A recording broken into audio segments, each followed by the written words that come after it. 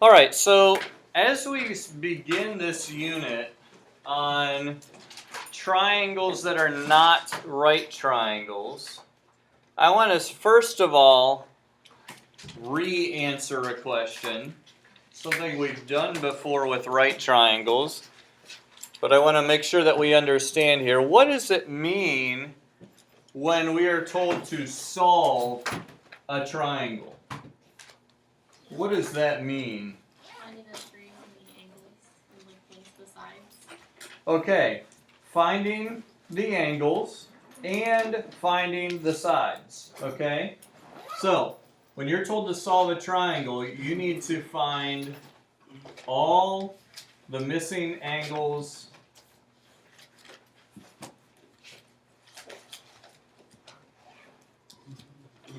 and sides, okay? And I reiterate this here because it's really easy to get caught up in, finding the two sides, which is typically the harder part, and forgetting about an angle, okay? Especially that last angle, okay? Nobody should ever miss what the last angle of the triangle is, right? Because, let's think about it.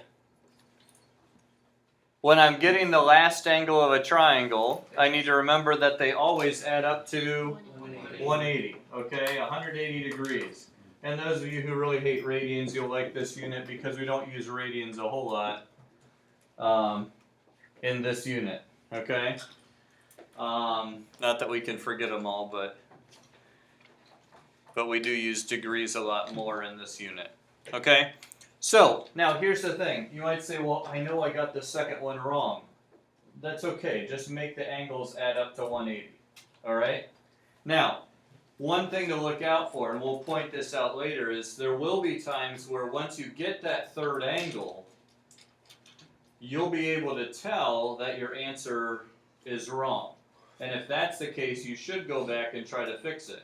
How do we tell it's wrong? Well, there's three kind of things here that we can use. One is the shortest side of your triangle will always be across from which angle? The smallest angle. Very good. The smallest angle. Okay? So if you are working on something and you've got like 6 and 8 and 9, and you end up with, a 40-degree angle here and a 48-degree angle here, you should know something's wrong and go back and fix it, okay? Because, this is the smallest side, the smallest angle should be across from it, okay? So we know something's wrong here, we should go back and try to fix it. Likewise, on the other hand, the longest side is always across from the largest angle, okay?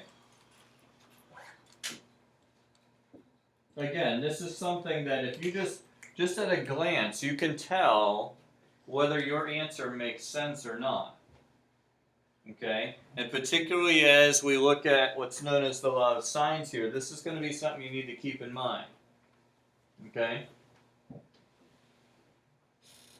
Now, one nice thing about this is, you remember your different types of triangles. An acute triangle was known because of what? What's an acute triangle? All sides under 90. Okay, all of the angles are under 90 degrees. Okay? An obtuse triangle, however, has what? One angle over 90. Yeah, one of those angles is going to be between 90 and 180. All right? Now, here's the thing. The longest side has to be across from the largest angle. So that means if I have an obtuse triangle, okay, I know it's across from the largest side. Yeah, I know that one obtuse angle is going to be across from the longest side. I also know, let's say for example, okay, and I know this isn't necessarily to scale or anything like this, but, let's say I have an obtuse triangle, or I have one that is close. I'm not sure if that's obtuse or right or acute, but let's say that I've got sides.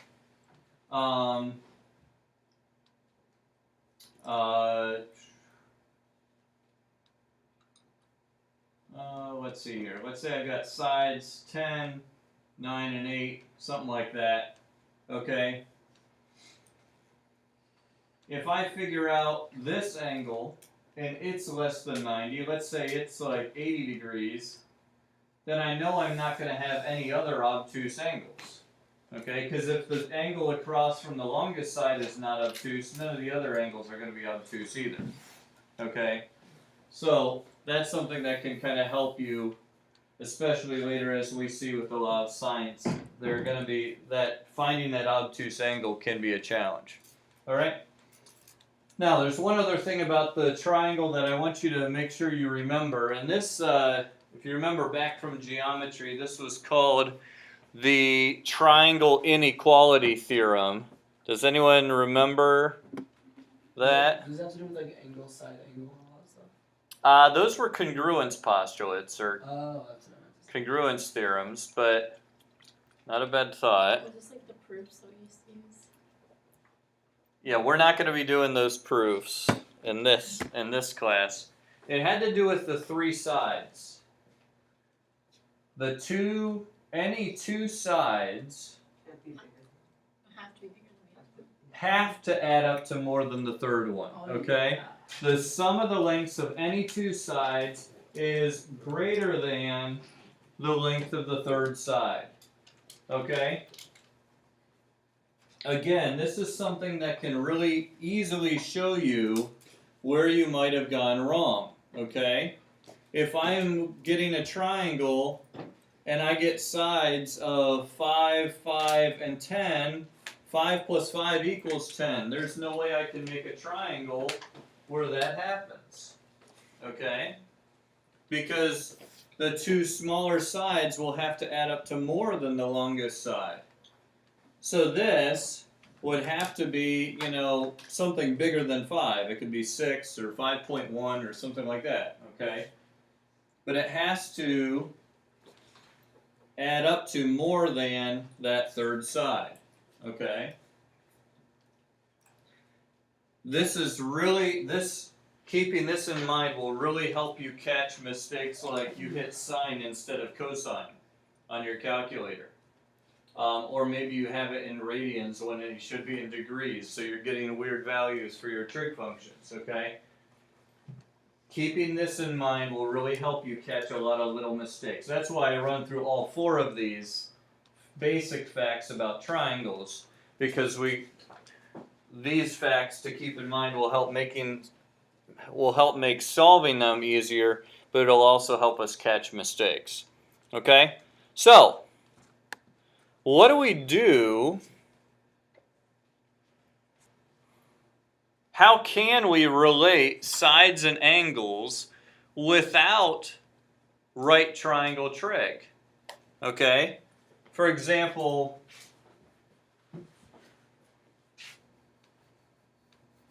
let's say I have this triangle here, triangle ABC, okay? Let's say I have triangle ABC, and by the way, remember this is a convention of trig. We often will label a lowercase a on the side across from angle A, and a lowercase b across from angle B, a lowercase c across from angle C. But how could I relate these sides and angles together if it's not a right triangle? Can you do it with ratios? Okay, how so? Like angle C over angle A equals side C over side A. Or, Okay. Or side C over angle C equals side A over, side A over angle A. So this? Yeah. Okay. Not a bad thought. Not a bad thought. That's not quite right, but it's not a bad thought. Andrew? Use like B, like side B. You can use side B divide side B. is equal to A divided sine A. Okay. So you're saying to put the signs in there. Like this. Yes. Okay. Alright. Now let's see about that. Okay? And let's actually look at. It's magic. Let's look at what happens here. The fact of the matter is, we can't do anything with a triangle that's not a right triangle, okay? And by the way, what's the term for a triangle that's not a right triangle? A left triangle. Thanks. Someone had to say it, right? We got left or wrong. And oblique, Scalene. Right. oblique triangle. This is actually a more general term than scalene or 2 equals sine A. isosceles or obtuse. This is a general term for any triangle that's not a right triangle. Okay? It's oblique.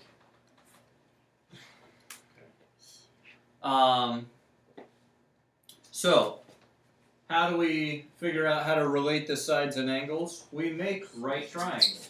Okay? And that's why I have the height here. Okay?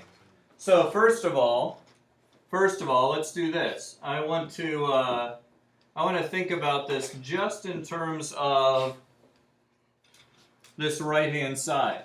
Okay? Now understand that side B has been cut up, so I can't use side B because I don't have all of B anymore. What could I do though with the trig here? Like you go.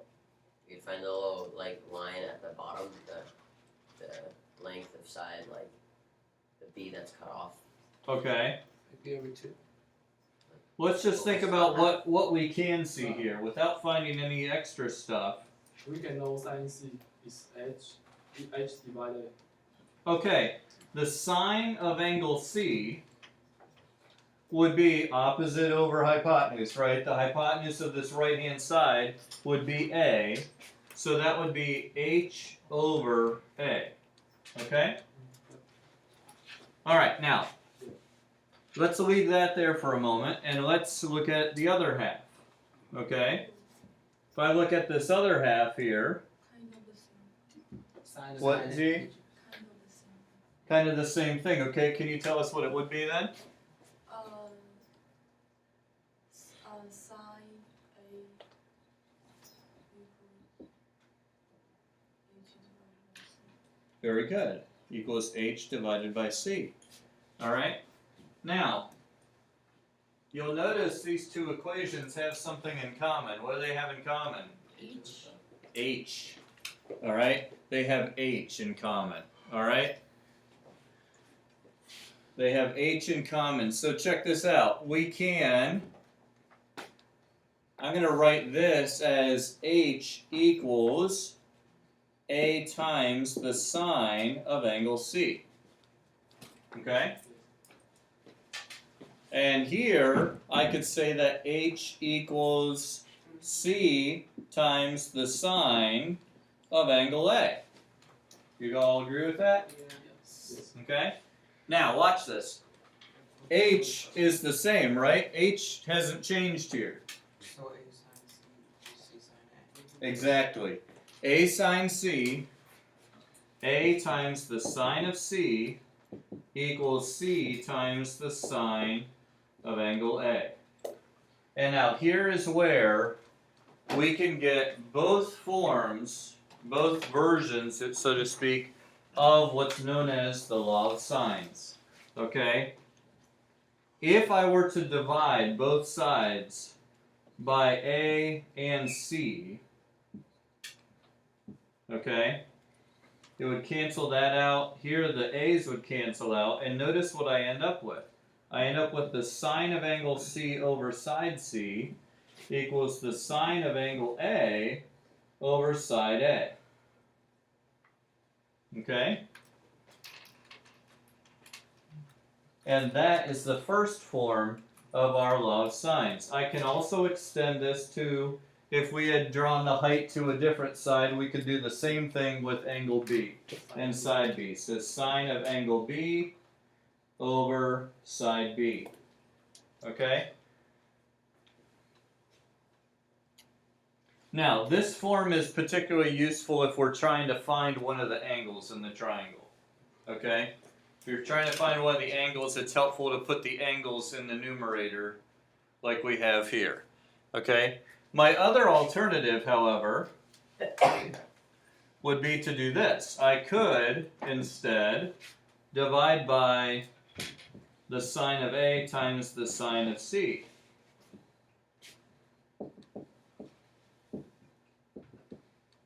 Okay? Now notice what happens here. Over here, the sine of A's cancel out. Over here, the sine of C's cancel out. And I have A over the sine of A equals C over the sine of angle C. And by extension, we could also say that side B, that will equal side B over the sine of angle B. Okay? So, notice here, this second version is simply the first version, but we took the reciprocal of everything. Okay? We just flipped all of our ratios. Okay? It does not matter which way you set it up as long as you're consistent. Don't put the sine of an angle on top on one side and the length of a side on the other side. Okay? Alright. Now, this is going to be more helpful when we're trying to find the length of a side. Okay? Basically, whatever you're trying to find, put that on top. And that'll make the algebra a little easier. Okay? For angle B, isn't H the adjacent? It would be, but for angle B, if we were doing it using angle B gets cut up when we drop this height. So you do angle B, we would have to like drop this height over here and be dealing with B and C and C and B. Okay. So, alright, so here is officially our law of sines, okay? We have either acute or obtuse triangles. We could derive it either the same way, but notice here we have the version with the sides in the numerator, and then we have the reciprocal form where we have the sines of the angles in the numerator. Okay? Any questions about these so far?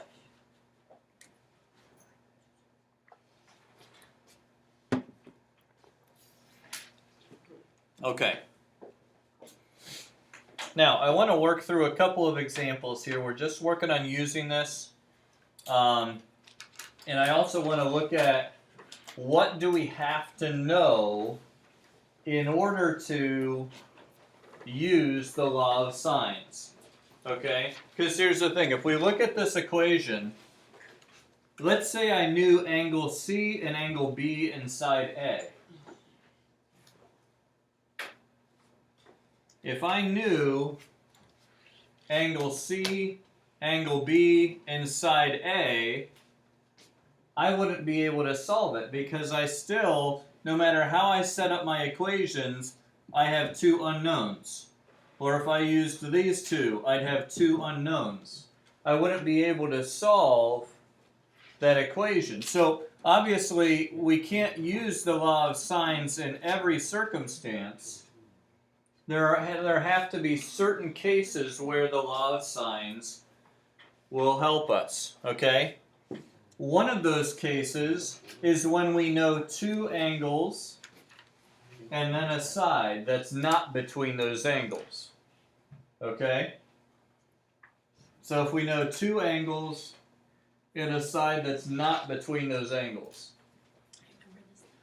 Now, notice here, I like to call that angle, angle, side. Angle, angle, side as you rotate around the triangle. Okay? Notice here, I have a pair that's across from each other. I know angle A and I know side A. That's really the key to being able to use the law of sines. You have to have a pair of an angle and a side across from each other, and then you've got to know one other piece of information. Okay? Now, we will look at one specific case where you actually can get more than one answer. We'll look at that tomorrow. But as long as you know a pair where there's an angle and a side across from it, and you know one other piece of information, you'll usually be able to use law of sines to solve it. Okay? So, what would we be able to find if we were using the law of sines first? Side. B. Side B. Yeah, side B. Okay? So, since I'm trying to find a side, what I would do is I'd put side B over the sine of angle B, which is 28 degrees. Okay? So I have the sine of 28 degrees. And that's going to equal side A, 23 meters, over, the sine of 93 degrees. Okay? Now, make sure your calculator's in degrees. We've been dealing with radians a lot with our graphing and stuff. So make sure your calculators are in degrees. But notice the algebra here is pretty easy. We're just multiplying both sides by the sine of 28.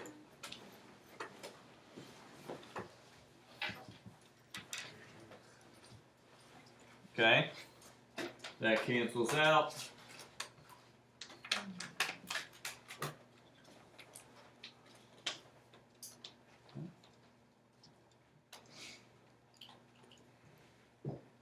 So do we? Never mind, I got it. Okay. We got 10.81. You got 10.81. Is that what the rest of you guys got? 10.81? One thing I would say, be careful if you're trying to do this all on one line. Like if you do 23 divided by the sine of 93. Oh, make sure I'm in degrees. Okay. Make sure you close your parentheses here before hitting times the sine of 28 degrees. Okay? Otherwise, I could do 93 times the sine of 28, then take the sine of that, and then divide. All right? But yeah, 10.81. Now, one thing I'll give you, I mentioned this in units before, we're going to always give our answers to 2 decimal places. Okay? Those of you going on to IBSL or IBHL, IB does 2 decimal places. If you're going to AP, they do 3, but we'll just stick it with 2.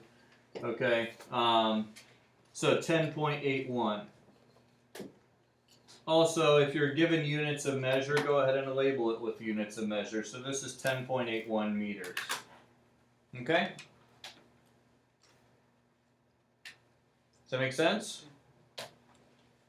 Alright, now we have, if we're trying to find this, solve this triangle, I'm going to write this in here, 10.81 meters. I still have 2 pieces of missing information.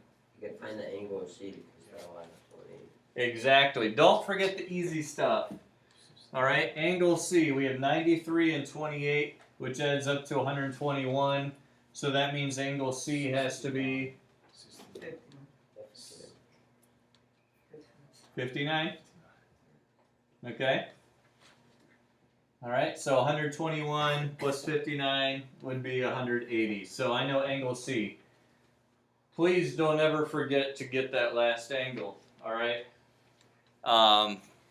That's the easiest part of the whole problem. Okay? But now that we know that, we're able to find side C. Okay? Try that here. Try it on your own real quick. Set up the law of sines.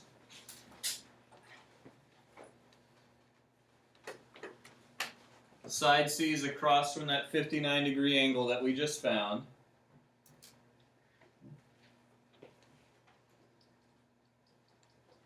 Should we use 10.81 as B?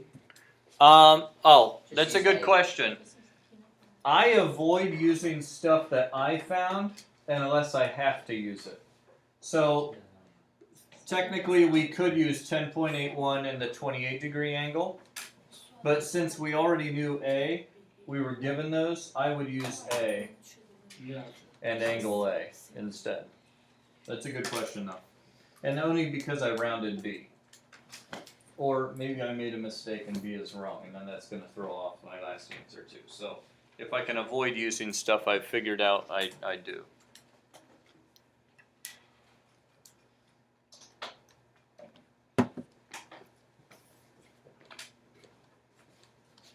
Okay, so C goes over what?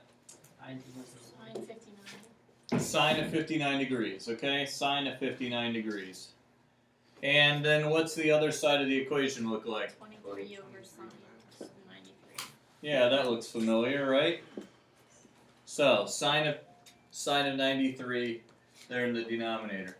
So we solve it the same way we did the last one. We're multiplying both sides by the sine of 59 degrees. And what do we get for side C? 19.74.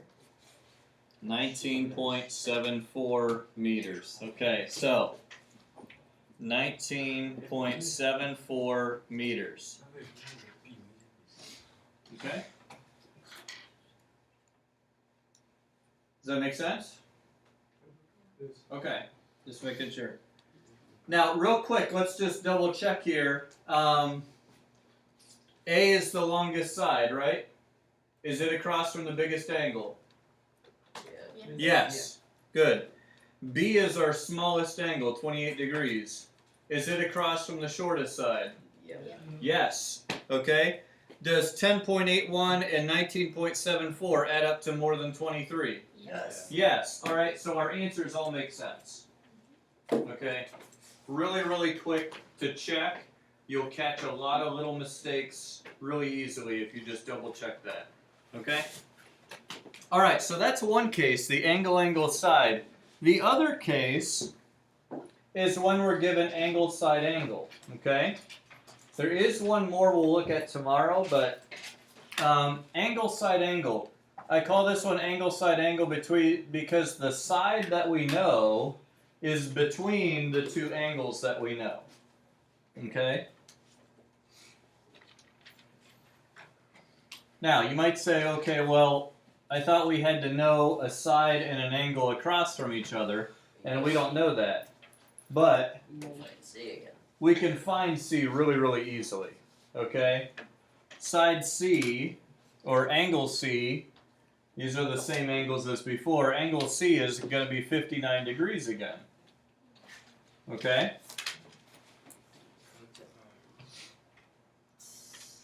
Remove where A and B are. Now, what? Did I? Yeah. No, I didn't. Well, no, A and B are still there. yeah. Oh, I changed what they are. Yeah, the sides are changing here, the angles are not. Also, by the way, notice this is not drawn proportionally. Okay? 59 degrees should be bigger than 28. The picture is just a picture. It's not meant to be drawn to scale or anything like that. Okay? I don't intentionally try to mislead you. You know, make it obtuse and it's like 3 degrees or something. But Gotcha. okay, but don't depend on what something looks like to determine whether or not your answer is correct. Okay? Because according to this, what should our shortest side be? B. B. No, oh, wait, no. No, you're right, B. Okay? Again, it's not drawn to scale. Alright?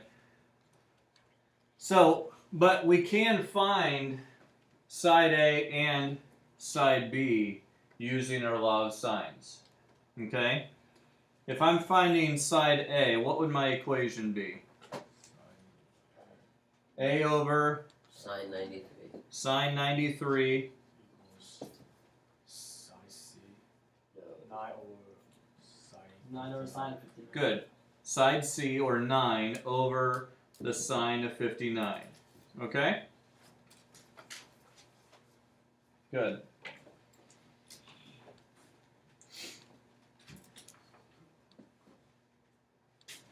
And then side A would equal 10.49.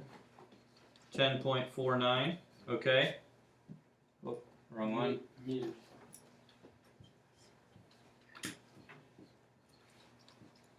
Alright, so 10.49 meters. That does make sense based on what we know. Okay, it's bigger than 9. It's across from an angle that's bigger than the 59-degree angle. Okay? So then we need to find side B as well. Okay? B over Sine of 28. sine 28. Good. Sine of 28 equals, 9 over sine of 59. yeah, 9. Ooh, 9 over the sine of 59. B is 0.09. Uh, No, wait. I didn't know. 4.93. I didn't want that. 4.93. Scratch what I just said. Okay? Hit and miss. I didn't sign. Now here's the thing. Is B supposed to be the shortest? Yeah. yeah. And what did you say originally? 0.9 or something? No, I accidentally did. I did sine of 20. I pressed the sine Okay. first. Well, just, what'd you get, like a 0.9 or something like that? Yeah. Okay. That right there, though, is a good example where we could catch a little mistake.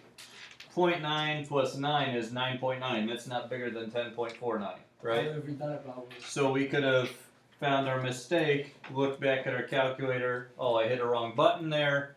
Now I know it's 4.93. Okay? Meters. Alright? So, the law of sines, it's not an incredibly difficult law to use. But we do need to look at these patterns. When can we use it?